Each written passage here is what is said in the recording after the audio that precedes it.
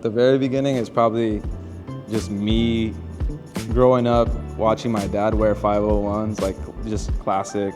That was like his go-to, whether it's the jean that you wear to go out or that jean eventually washes and wears and it becomes the jean to work on the cars. There's like various forms of it where it's like brand new, crispy, raw, rigid, contemporary, clean look, and then it washes and washes and washes until it becomes like a thrashed, changing the oil comfortable pair to just throw on and seeing that, like denim go from that to that.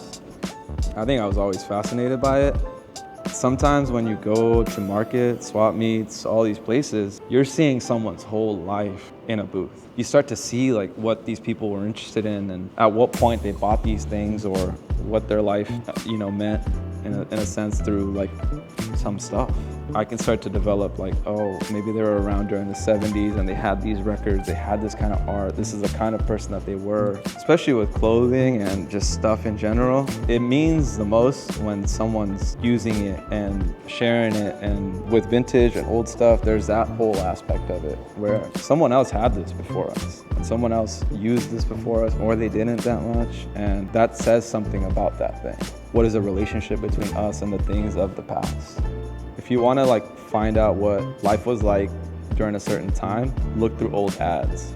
Any kind of ad around like a product that people were using at the time, that sort of speaks to what was happening then and the branding aspect of it and the kind of art that was prominent then and all these little nuances about the time.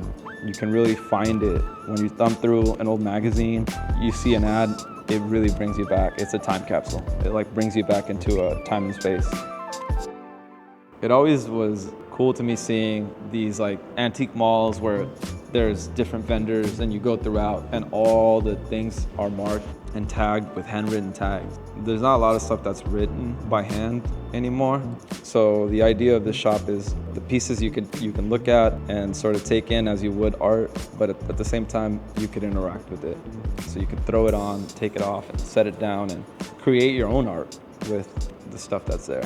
As the pendulum swings and things get faster, other things get slower. And I think that's where going back in time, seeing how things were done in another time, it helps us navigate through our current times and have an outlook of what the future might look like.